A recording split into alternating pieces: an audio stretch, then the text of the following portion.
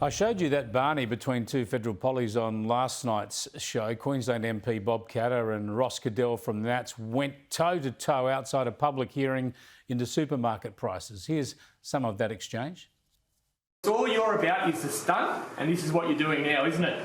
You're all about the words, never about the work. Every time I open my mouth, you started talking. Right, now shut up and let me have a go.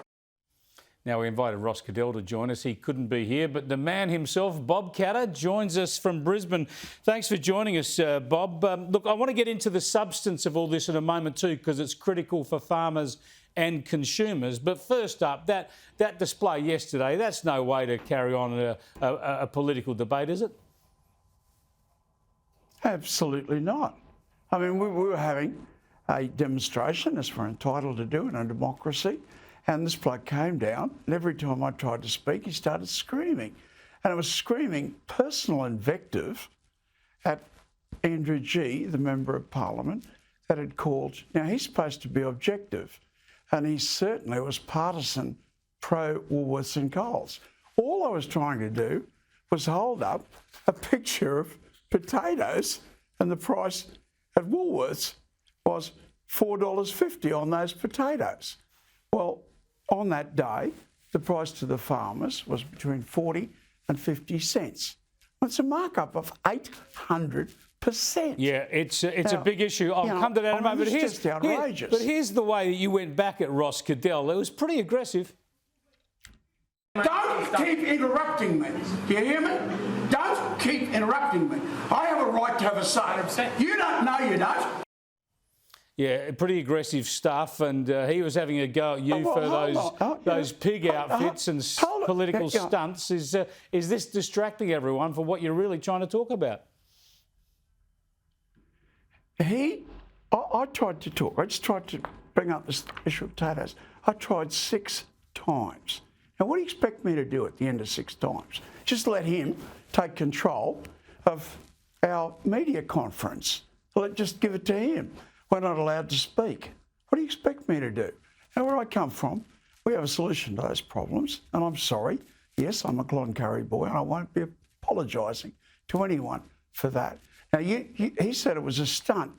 Well, that stunt, within 3 hours of that stunt, it was a stunt, of course it was a stunt. Within 3 hours, 400 items in Woolworths were reduced in price.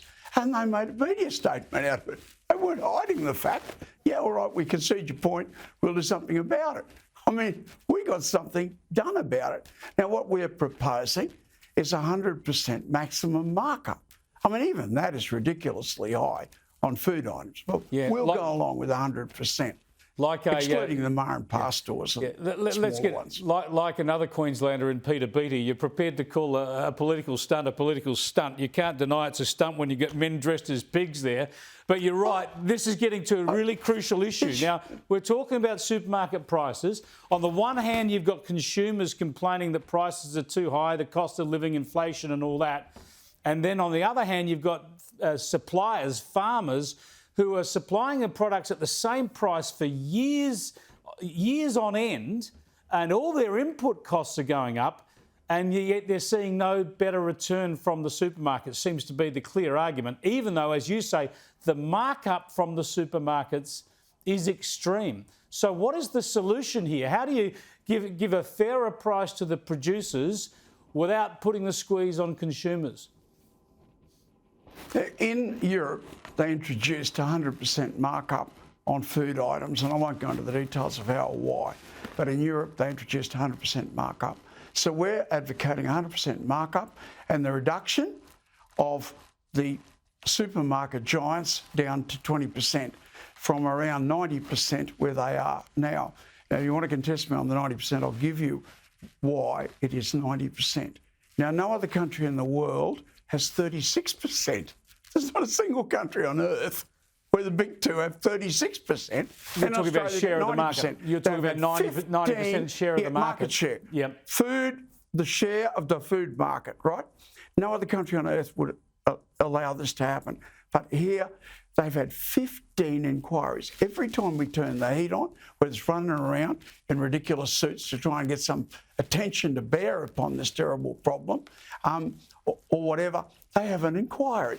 They've had 15 inquiries in 30 years. There were 2 inquiries going simultaneously 2 months ago.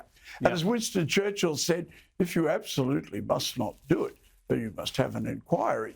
And the wider the terms of reference, of course, the least likely it is to hit a target. Well, here's a bloke that's on the inquiry and he's coming down when we're trying to have our say about Woolworths and Coles and this disgraceful markups. He stops us from talking. He's obviously hugely biased. And he's on the inquiry that's supposed to be objective. Yeah, and he's the supposed to be looking invective, at this. I mean, I don't think we need personal invective in politics. We sure don't. We sure don't. And we're going to focus on this issue. Screaming personal invective. Thanks for joining us, Bob. I appreciate it. Bob Katter there from Katter's Australian Party, which he founded, of course. He's right, of course, when it comes to the suppliers. The farmers are in a difficult position because there's only 2 big supermarket chains they can sell to. There's not a lot of competition in the market, so they can't just take their produce elsewhere. The consumers have a little more choice.